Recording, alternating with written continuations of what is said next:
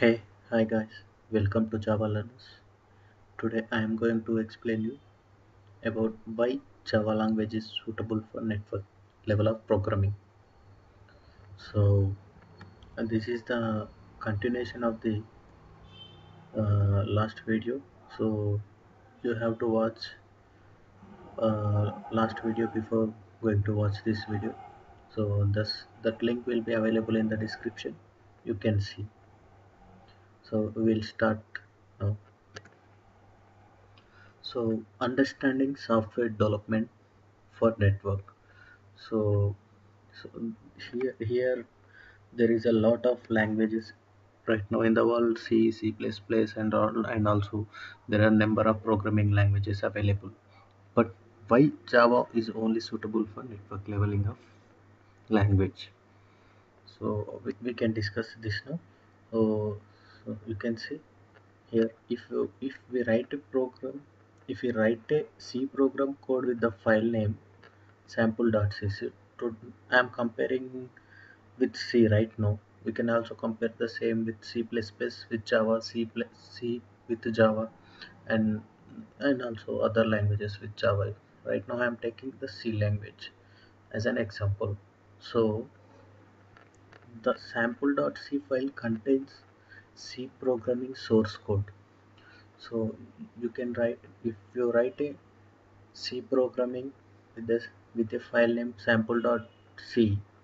So the file contains the source code of C programming.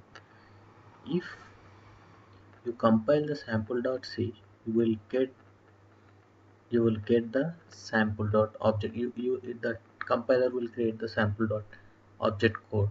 So if you which is which is a machine lang that dot object file will contain the machine language code.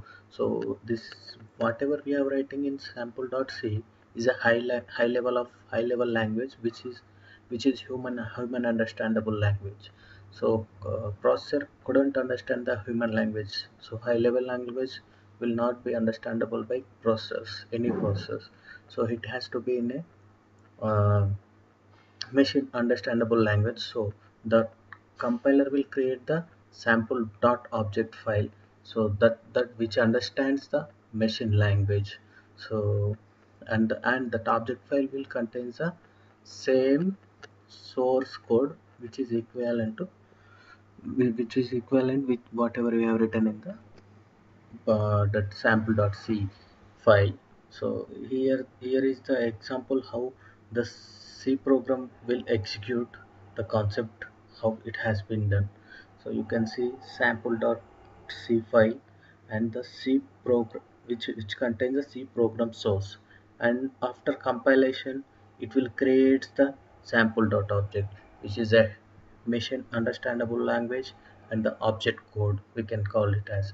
So after running the sample object file, it will create an exe which will run and which will execute and which will give the output of the programming.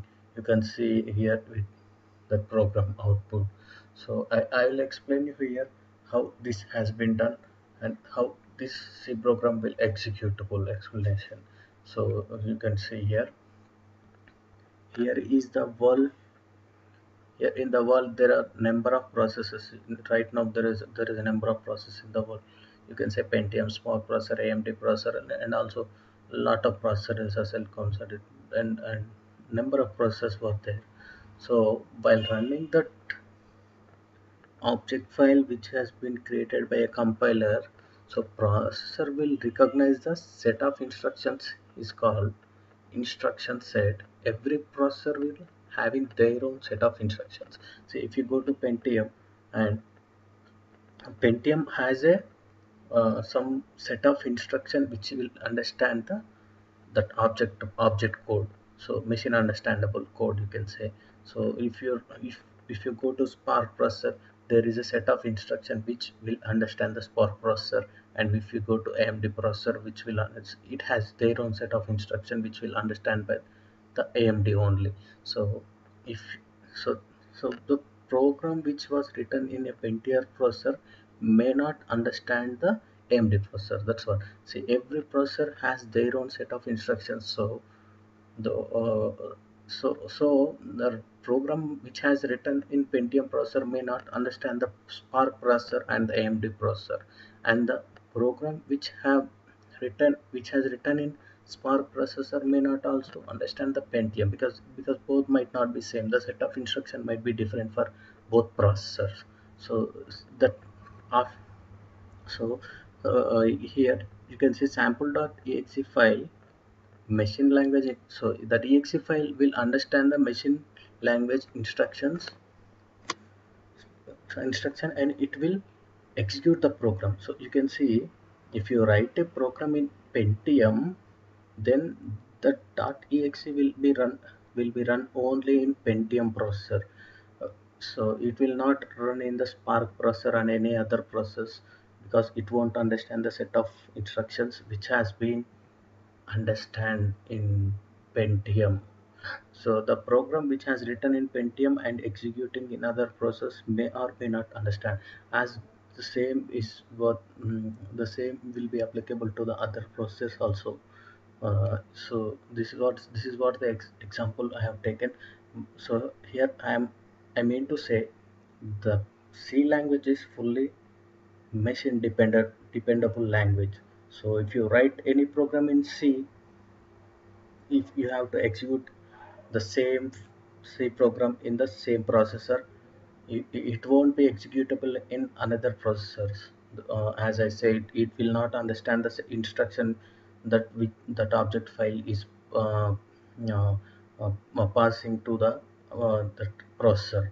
So this is what the explanation of the C program, and by you can understand here how C is mission dependable because of the set of instructions whatever I have said. So why Java is suitable for network? So,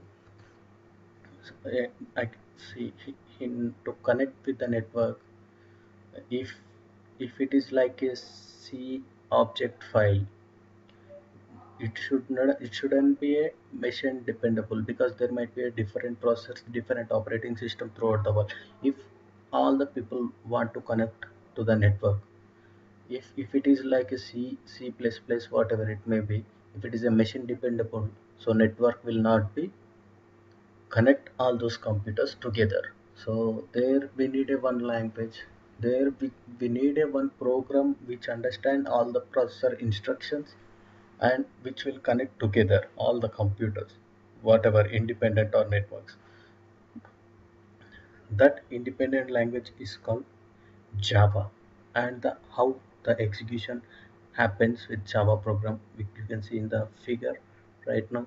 See that Java will be written in .java extension files.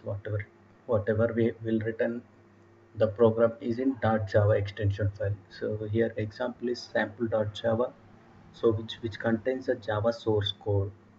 After compilation, that source code will that compiler Java compiler will create the dot class file, which we call it has a bytecode.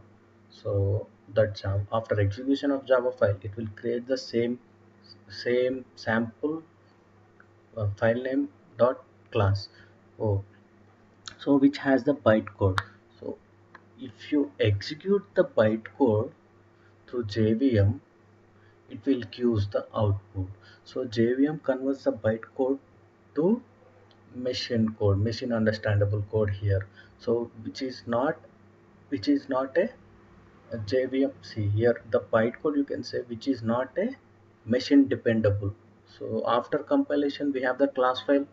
You can write you can write a dot Java program anywhere and compile it and run the same dot class file in any processor, because the bytecode is not the machine dependable.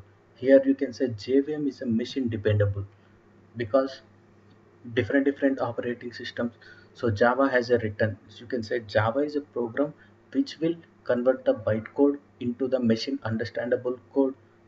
Yeah, machine understandable code, and gives the output. So it is the JVM job here is to understand and to